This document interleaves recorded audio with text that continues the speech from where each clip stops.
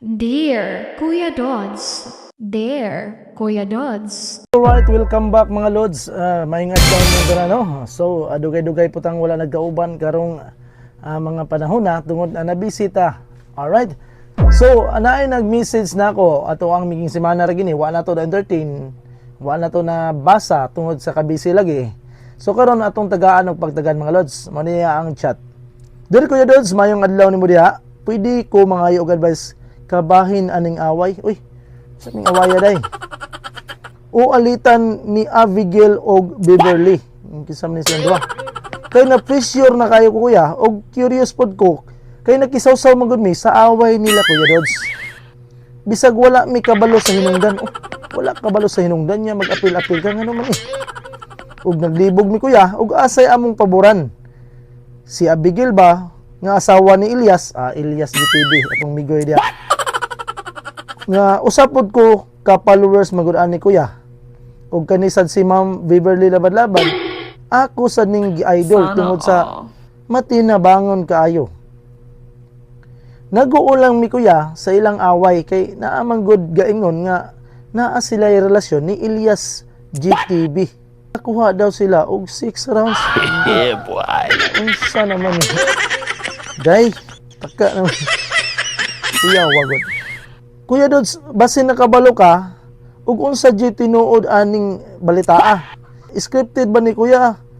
Para dagdag sa ila ang followers o viewers? O tinuod jud ning awaya? Oh no! Kay lamion magud kayo si Elias Kuya Dods. Nice. Mao nang nabuang daghang nabuang. Ug usa na ko diha Kuya Dods. Mao di ani nang sige kang ga sunod ani. Sana all. Kuya Dods, palihog advice si Kukajot, Linlin.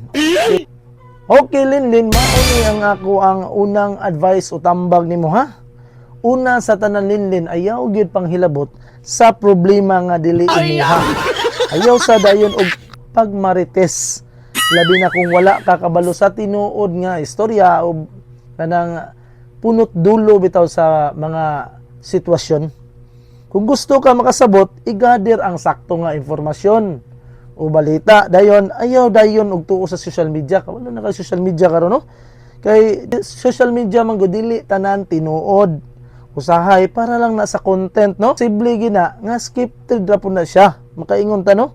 Kay ang kalibutan sa social media, linlin, good or bad publicity is still publicity. Di ba?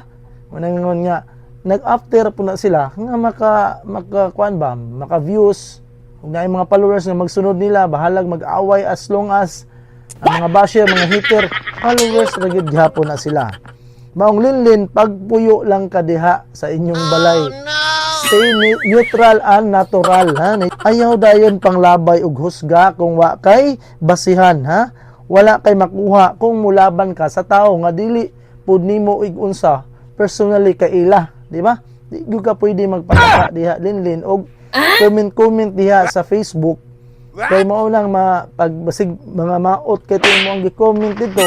Naasay mo comment nimo sawsawan na din ka mao nang tabangan na din ka asinan na din ka diha sa mga viewers o followers diha. Kay basin og lahi-lahi magutag opinion. Manang may pay di na lang ka mo comment. Shut up na lang ka diha. Og isa pa linlin, ayaw i-mind ang laing tao or sa gaingon pa, don't mind their business or ilang negosyo. Mind your own business. Mana siya.